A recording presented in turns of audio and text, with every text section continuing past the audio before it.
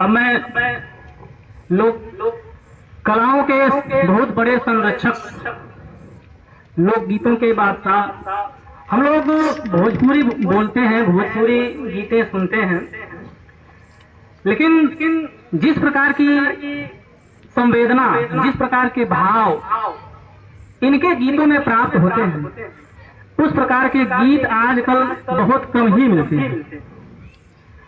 आजकल तो डीजे पर अश्लील गीतों का जमाना है, उसी पर नाचते कूदते रहते हैं। कभी आप लोग एक YouTube चैनल है बैजनाथ गंवार नाम से, उसे खोल कर देखें तो समझ में आएगा कि वास्तव में भोजपुरी गीत होते क्या हैं। तो मैं आवाज दे रहा हूं बिना किसी भूमिका के आदरणीय बैजनाथ गंवार जी को, और मैं इनसे निवेदन विशेष रूप से करूंगा कि आप हिरना वाला गीत जरूर सुनाएं। आदरणीय गंवार जी ये कहते हैं अपने आप को गंवार, लेकिन मैं आज स्पष्ट कर दूं, गंवार का अर्थ बेवकूफ नहीं होता है। गंवार का अर्थ होता है गांव का रहने वाला। ये गांव के रहने वाले इसलिए अपने आप को गंवार कहते हैं। आप इनको गंवार बेवकूफ वाला ना समझें। आदरणीय बैजनाथ गंवार जी मंच पर।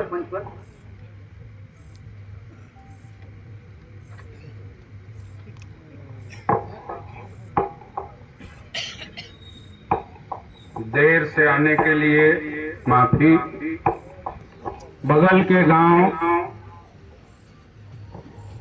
कौन सा था वो, ताहिरपुर में शाम 5 बजे से और अब तक एकता आजमगढ़ की लोक प्रस्तुति वहां हो रही थी और उसमें हम लोग व्यस्त थे, इस वजह से समय से यहाँ नहीं आ पाए। उसके लिए माफी चाहते हैं। बहुत खुशी हो रही है कि इस गांव के जिन बच्चों को काफी पहले पढ़ाया वो अब बड़े हो गए होंगे। कुछ लोग हैं जिनको बहुत छोटे पे देखा था, अब दाढ़ी मूछ वाले हो गए, वो बताएंगे तब नाम याद आया। तो सब लोग हैं और यहाँ कविता पढ़ने के लिए ये जहाँ हम लोग बैठे हैं इसका रूपरेखा कभी कुछ था, आज अम्बेडकर जी विराजमान हैं। और एक बड़ी बात कि जितेंद्र नूर जो इस कार्यक्रम के आज के हमारे संयोजक हैं और संचालन भी कर रहे हैं, एक हीरा यहाँ पैदा हुआ। आज अभी शुरुआत है, कभी पूरे देश में एक आने वाला समय एक बहुत बड़े शायर के रूप में आप जाने जाएंगे। इतनी ही कम उम्र में आपकी किताब गजल संग्रह छप के आ गया है और मैं लगातार कह रहा था कि नूर भाई आप आजमगढ़ में जाने पहचाने जाते हो, 2-4 जिले में आपको लोग जान गए हैं, दूर तक जान गए हैं आपकी गजलों के लिए, आपकी किताब के लिए।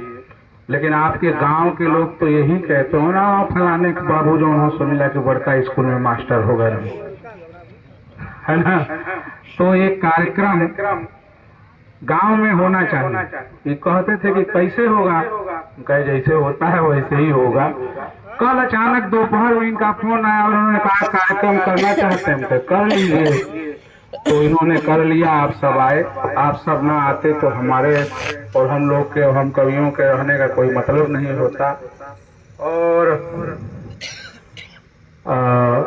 बहुत सारी तारीफ इन्होंने किया है, मैं तो यही कहूँ उस तारीफ के काबिल भी नहीं।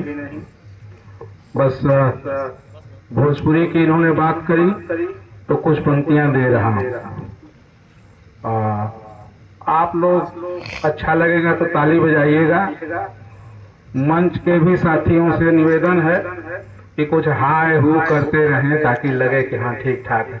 हम लोग बड़े सन्नाटे में बैठे हैं तो थोड़ा लगे, मेरे जैसा गंवार आदमी भी पढ़ ले तो अच्छा है ना।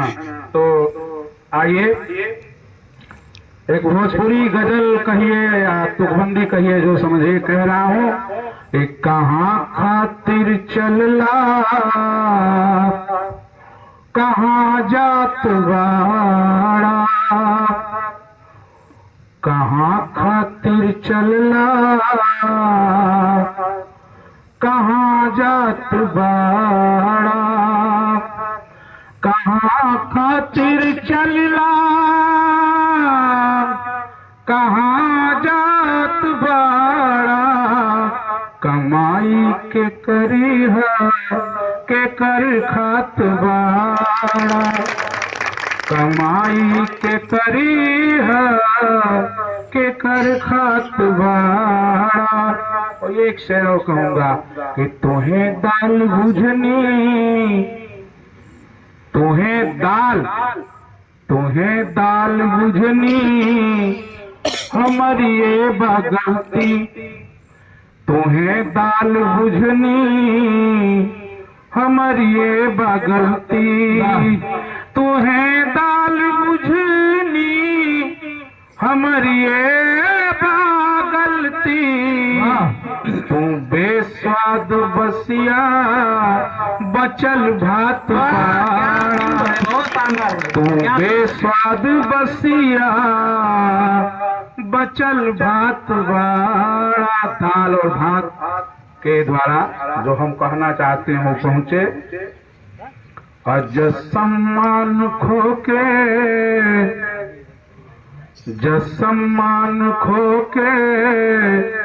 मलाई पगिरला जसम्मान खो के मलाई पटुटला जसम्मान खो के मलाई पटुटला अपनी नजर में गिरल जात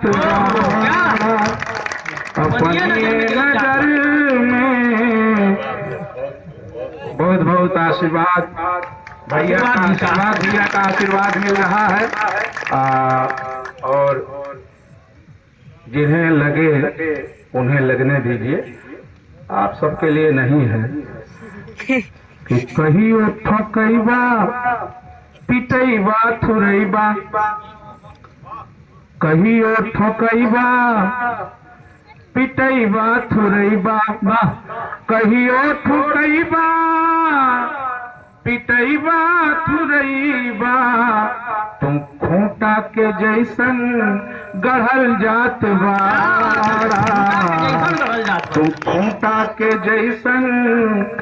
हम लोगों की सहने की क्षमता को बढ़ाया जा रहा है लगातार लगातार लगातार कि प्रतिवाद न करें, जैसे खूंटा नहीं करता है, ठोक दिया जाएगा फट जाएगा, जहाँ चाहते हैं वहाँ गाड़ देंगे, वो कुछ नहीं करता। तो हमको आपको खूंटा बनाया जा रहा है। और एक शेर एक बंद और कि चढ़ावत हवे जे उहे कहियो ढाई ना चढ़ावत हवे जे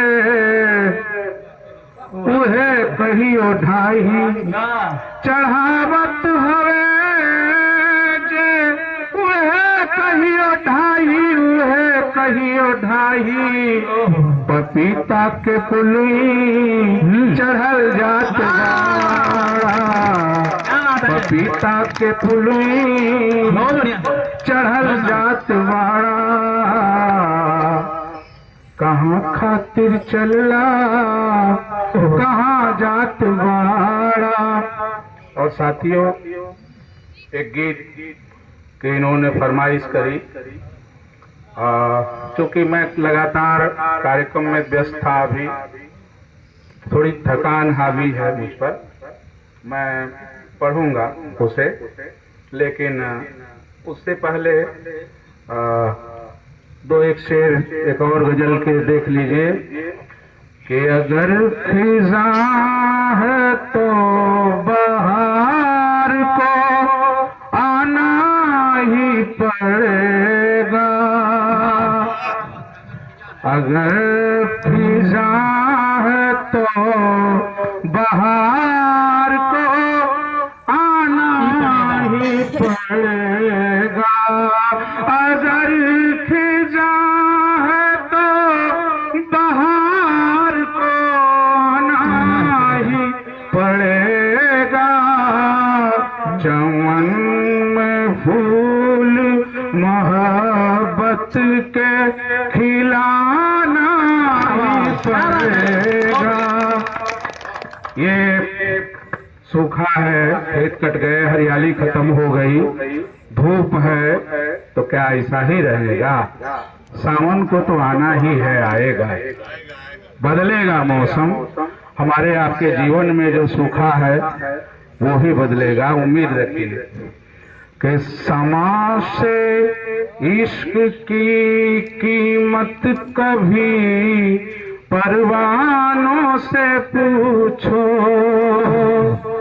क्षमा से इश्क की कीमत कभी परवानों से पूछो, क्षमा से इश्क की कीमत कभी परवानों से पूछो, वफा की रस्म को मर के भी निभाना पड़ेगा। अगर मोहब्बत है एक पतंगे को, एक कीड़े को, तो वो जानता है हम मर जाएंगे, पर ये जो रोशनी है इसके पास जाएगा जरूर, यही मोहब्बत है। तो ये एक शेर रहा, और जिस बात के लिए इन्होंने मुझे कहा कि मैं वो गीत पढ़ूं, साथ ही एक गीत बनाया जिसमें एक हिरण और हिरनी के बीच का संवाद है।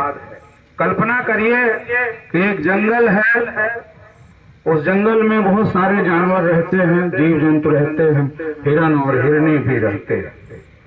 और एक दिन हिरण जाता है चरने के लिए, जंगल में विचरण करने के लिए, लौट के नहीं आता, देर होती है। हिरनी घबराती है कि हमारे साथी, जीवन साथी, हमारे जोड़ीदार हिरण जी गायब हैं, कहाँ हैं। ढूंढती है और तलाश करते हुए रात बीत जाती है। अगले दिन जब वो घूमती है, वो ढूंढती है तो मिल जाते हैं। हिरण जी बंधे हुए हैं, हिरण बंधा हुआ है, शिकारी ने उसके गले में रस्सी डाल के उसे बांध रखा है जंगल में, और हिरनी झुरमुट की आड़ से, पेड़ पौधों की आड़ से हिरण को देख रही है, अपने को छिपा के। हिरण भी जान जाता है कि हिरनी आई है। दोनों आंखों में संवाद करते हैं, बात करते हैं। हिरण और हिरनी क्या बात करते हैं, वो बात मैं अपने गीत के माध्यम से आपसे कहना चाहता हूँ। आप उसे हिरण हिरनी समझ सकते हैं, उसे आप आदिवासी समझ सकते हैं, उसे आप खुद को भी समझ सकते हैं।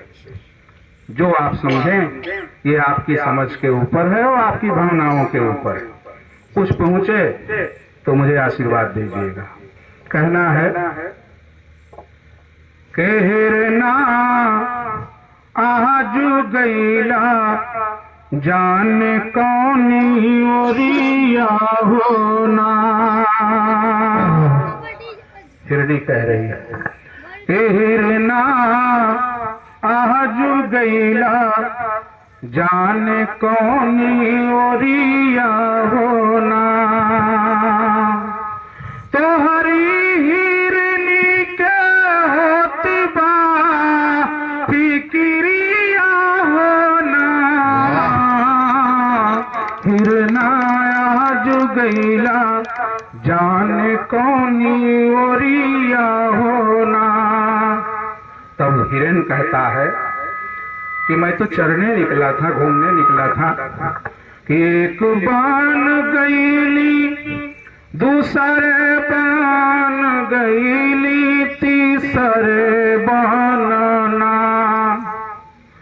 एक बान गईली, दूसरे बान गईली, तीसरे बानना। परली धोखवा से गले में फांसरिया होना। कह रहा है कि मैं तो टहल रहा था, धोखे से मेरे गले में ये फंदा पड़ा हुआ है और मैं पकड़ा गया हूँ, गिरफ्तार हूँ।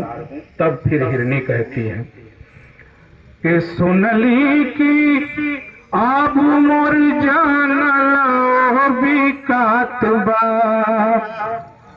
बात तो यहाँ है, कविता यहाँ है। हिरनी कह रही है कि हाँ सुना है कि ये जो हमारा घर है, इस जंगल में हम रहते हैं, इसको भी कोई खरीद लिया है। वो यहाँ कुछ दूसरी चीजें करेगा, इसे उजाड़ डालेगा, खत्म करेगा। कि सुनली कि आप मोर जंगल बिकात बा, कौनो सेठ जी के गड़ल बा नजरिया हो। क्या बात है, वाह। कौनो सेठ जी के गड़ल बा नजरिया होना।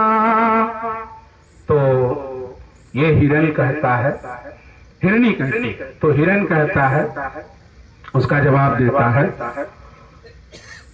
कि पेड़वा पहाड़ नदी जंगल बचैहा, पेड़वा पहाड़ नदी जंगल बचैहा, बनवासियन के दे दिहा खबरिया होना। क्या बात हो कह रहा है कि जो वन में रहने वाले हैं, इन लोगों को बता देना, कह देना कि सतर्क हो जाएं और अपना जंगल बचाएं, उनका जंगल खत्म हो रहा है।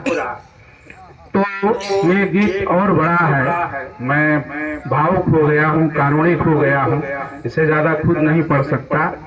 कोई अभिनय नहीं, मुझे नहीं आता अभिनय, पर साथ ही इस गीत के साथ एक बात कहूंगा कि ऑक्सीजन सबको चाहिए, विकास चाहिए, बड़ी सड़कें चाहिए, एरोप्लेन चाहिए, एसी चाहिए, लेकिन ऑक्सीजन भी चाहिए। और ऑक्सीजन का महत्व क्या है, ये गुजरे हुए कोरोना काल ने आपको हमको ठीक से बता दिया है। और ऑक्सीजन सिर्फ पर्यावरण की सुरक्षा से ही मिलेगा। पेड़ पौधे जंगल जलवायु जब तक ठीक नहीं रहेगी, नहीं रहेगा। इसलिए जो लोग लड़ रहे हैं, जो लोग जैसे भी लड़ रहे हैं, आवाज उठा रहे हैं, बहुत बहुत आभार भाई राजनाथ जी, उनके समर्थन में यह गीत है। हिरण हिरनी के माध्यम से फिर कभी पढ़ूंगा। आज बस इतना ही, धन्यवाद।